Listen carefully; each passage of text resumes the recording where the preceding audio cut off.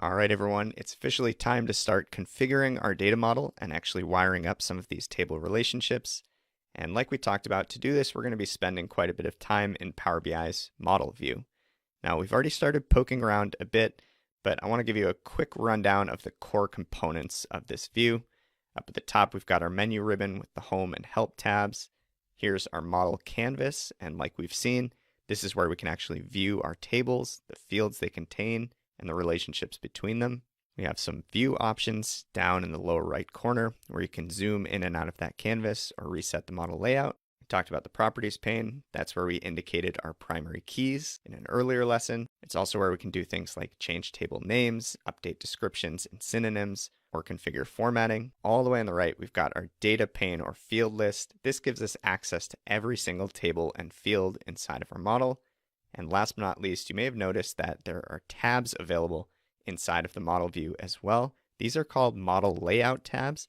And later in this section, we're going to talk about why you might want to create different variations or layouts from a larger model. So that's the quick high-level tour. Now, when it comes to actually creating relationships between tables, it's very, very simple, and there are two different ways to do it. Option one, which is the way that I typically do it, and what I'd recommend, is to simply click and drag to connect primary and foreign keys inside of the model view. It's a really intuitive and visual way to create those table relationships. The second option is to launch the Manage Relationships dialog box, and this is actually going to show you small previews of each of the tables that you're connecting, which can be helpful if you're a little bit less familiar with the data or the model that you're working with. So with that, let's roll up our sleeves, jump into our AdventureWorks report in Power BI, and start creating some relationships. Okay, so go ahead and open up your AdventureWorks report file. Your data model view should look something like this, and I'll start by showing you how to create a relationship using the second option, which is a little bit slower. But to do that, we're going to head to the Home tab and click this Manage Relationships button.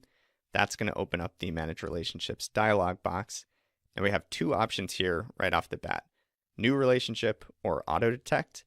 And Auto Detect, as you might expect, basically is asking Power BI to analyze the model, find primary and foreign key relationships, and create those relationships automatically. That can be helpful. It can be a shortcut at times, but in my experience, I found that it sometimes misses some of the table relationships. So I prefer to configure these relationships myself, and that's what we're going to do in this demo.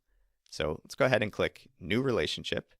And here we can define the two tables that we're trying to relate to one another. In this case, let's choose our customer lookup table. You can see a nice little preview of records here. We're going to connect that customer table to our fact table, which is sales data. And check this out. Power BI automatically detected that customer key was our primary key from our customer lookup table, and that it maps to the customer key column in our sales data table. And you'll see some additional notes down here about the cardinality, the cross-filter direction, whether the relationship is active. We're going to talk about all of those different features and what they mean in just a bit. But for now, this is all we need to do. We're just going to click OK and close. And Power BI is going to do its thing and check that out. It created that relationship between our customer lookup and sales tables.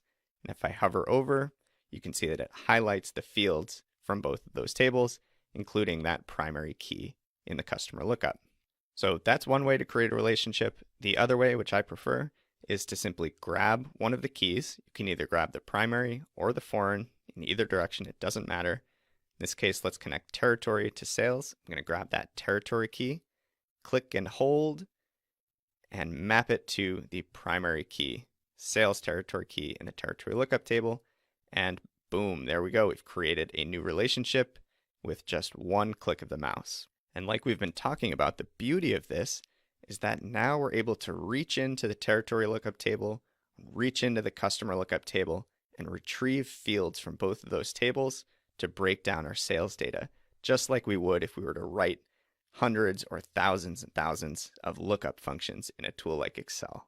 So this just makes it so much easier and so much more scalable. All right, next up, let's connect calendar to our sales data table. One thing you might have realized is that we've got that date primary key in the calendar table, but we actually have two different date fields in our sales data. We've got order date and we've got stock date. So there are potentially two different relationships that could make sense here. We're going to talk about that in more depth when we talk about active versus inactive relationships later in the section. But for now, what we really care about is when the order was placed. So that's going to be based on the order date field. So let's go ahead and we'll go the other direction here just for kicks. We'll grab that date primary field, connect it to the order date foreign key in the sales data table, and we've got that relationship all set. Looks great. And now before I create that relationship between sales and product, I want to jump back to our report view. And remember this matrix visual that we created? It's still showing that same grand total for order quantity because right now those two tables are still essentially islands. They're disconnected, so there's no way to break down these sales fields like order quantity by any field in our product table. But that's all about to change now when we create this relationship. So let's grab product key, map it to product key in the lookup table. There we go. And drum roll, please. Let's head back to our report view. And boom, check this out. We've got actual accurate values for our order quantities broken down by product names, all because we created that relationship between those two tables. And that means that now any other field in the product table is fair game, not just product name. So let's jump back to our model view. I'm actually going to hold off on connecting these other two product tables, the category and subcategory tables. We're going to talk a little bit more about how to handle those when we talk about star and snowflake schemas. But for now, this is looking good. Congratulations, you've officially created your first relational data model.